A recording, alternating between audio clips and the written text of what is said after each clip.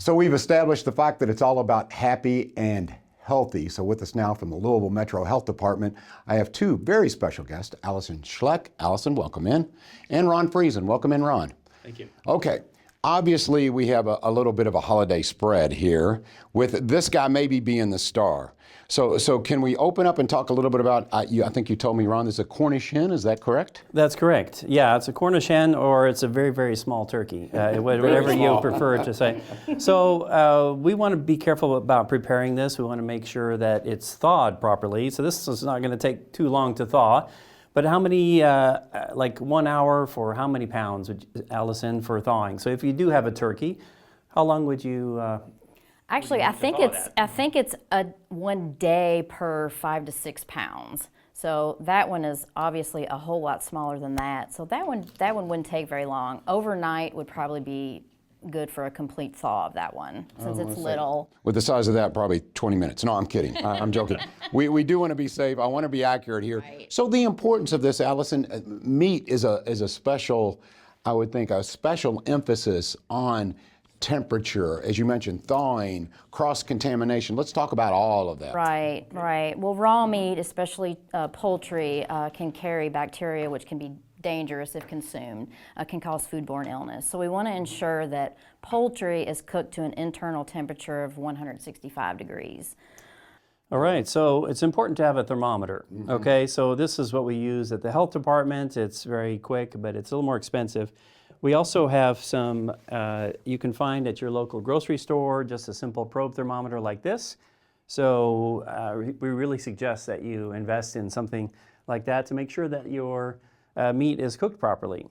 So when you're testing the temperature after it's cooked, then you'd want to go to the deepest part, the thickest part of the meat to make sure that it's reaching 165. That's especially important with a turkey, a large hunks of meat, right? So is that the temperature that really kills any bad bacteria, correct? That's correct. Okay. So you'll easily, if you just take a surface temperature, you're going to get there pretty quickly, cooking maybe an hour or so. But that's why you want to test down deep into the meat there to make sure that everything is getting to 165. Okay? Taking the guesswork out of it, right? That's right, exactly.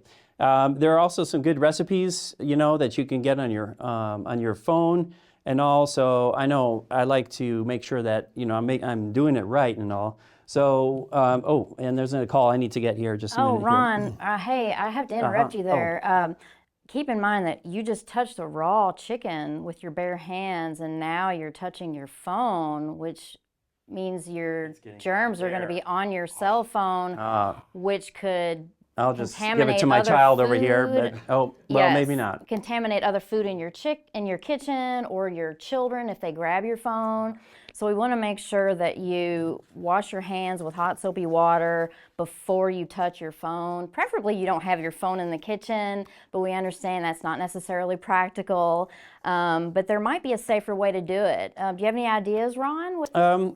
Well, there's one thing that you could use, which would be a Ziploc bag, and put your phone inside there, and actually that would make it easier to clean afterwards. So you don't actually have to clean your phone, but it can still work. Can't believe this works.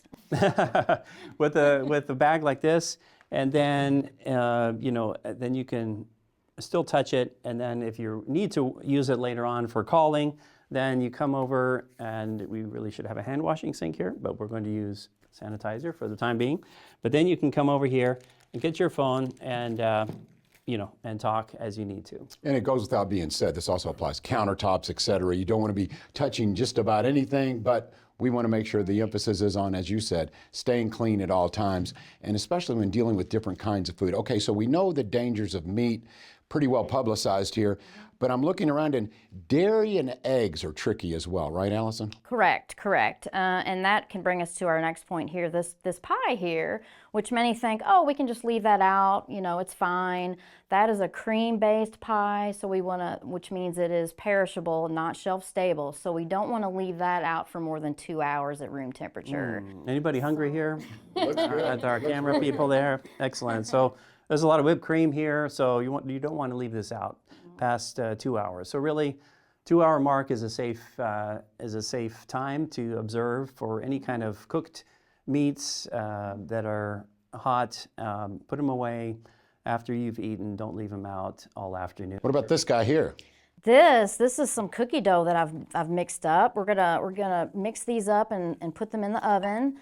Love cookie dough. Look at these cookies here. We got our first batch, and we're working on our second one here. So, Get ready. sorry, I'm just gonna grab a little bit no, here. Ron, So really, I've got to stop you there, Ron. So it's really not a good idea to eat raw cookie dough because it has raw eggs in it, which could make you sick for the same reason. that's what my mom told me when I was a kid. So, She was are those are raw eggs? I've heard that there are pasteurized eggs. There are. Are those okay? Yes, those are okay. And you actually can buy prepackaged cookie dough that has been pasteurized and is safe to eat. This is not. If it's homemade or if it does not say on the label that it's safe to eat, then it is not safe to eat it raw. So, in a nutshell, a little synopsis of everything. When it comes to meat, temperature is important. Cross-contamination with any of these is actually important. Cleanliness is of the essence. It's critical. Any other quick tidbits before you guys leave us here? Because I know you've got big work to do at Metro Health Department. So, what have you got? Well, for us? hand washing. We want to emphasize hand washing before and after. Very important. Don't take the risk of mixing and cross-contaminating. So again, like we showed you, we're doing different tasks here. So these should all be separate. This meat thing should be way separate from all the other baking preparation and ready-to-eat foods and things. So, Alison, any other takeaways for our folks who are watching here on Louisville Focus? That raw chicken juice is making me very nervous. So kind of brings home the point of how you want to keep your raw meat separate from anything that's ready to eat, because this splashes, it gets everywhere. So ideally you have separate cutting boards, separate knives. If you don't, just make sure that they're washed with hot soapy water before you move on to the handling the ready to eat food. Well, I tell you what, I wish I had you guys in my kitchen because, nothing like the Metro Louisville Health Department to give you like solid tips and expertise. So again, happy and healthy this holidays. That's what it's all about with the Louisville Health Department and of course right here on Louisville Focus.